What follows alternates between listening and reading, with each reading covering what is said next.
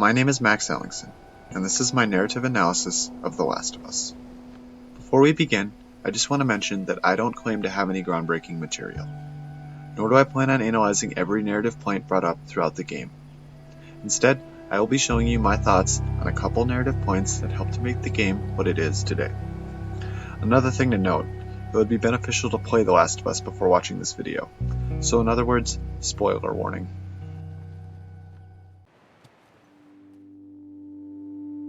The Last of Us is a survival horror video game. It's one of many to use the zombie-style post-apocalyptic setting, but it manages to do so while beautifully integrating thematic developments and insanely detailed characterization. The level of detail that was put into the gameplay, level design, and story within The Last of Us is nearly unparalleled in today's gaming industry. Man. What? Nothing, it's just... I've never seen anything like this, that's all.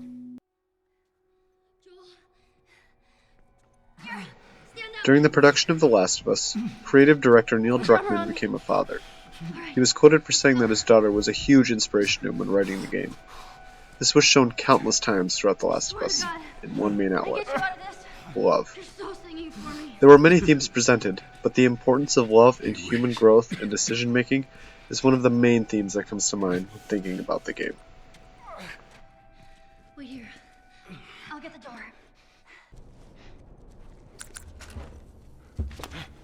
Love is a very powerful force. It repeatedly causes Joel to put himself in the line of danger to protect the people he cares for. In fact, it's ultimately what drives him to make almost all the decisions he makes. We just need... It's what causes him to act as a human shield to protect his daughter.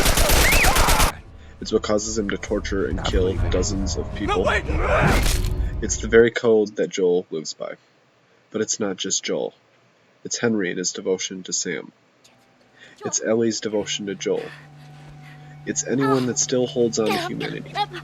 And we know that there aren't many of those people left. Come on! You gotta get up! Joel!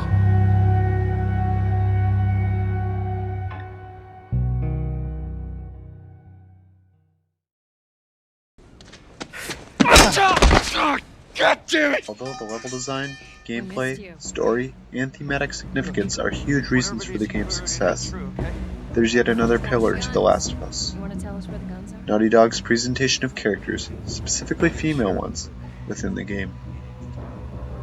In today's video games, it's quite common for women to be presented as sexual stereotypes, as objects that serve to further the plot rather than actual people who act on their own behalf. And although it may not be as extreme as in places such as the anime industry, it's still an issue that needs to be fixed.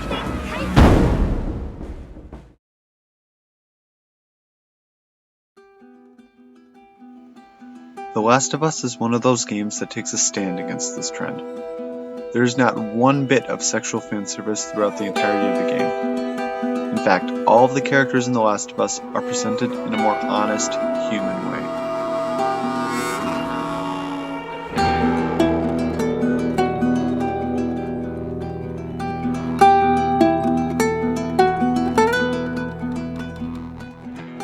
Although she does have traits that today's society deems attractive, that's not all that's there.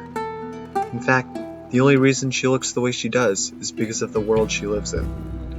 Along with many characters in the game, Tess is multi-layered. She's someone who's tough, capable of killing, but still ultimately driven by fundamental human instincts like love. This connects her to the reality of humans. We make mistakes. We aren't perfect. We base our decisions off our life lessons and the people we care for. In fact, there isn't one character in The Last of Us that doesn't seem human. Even the main characters, Joel and Ellie, are by no means heroes.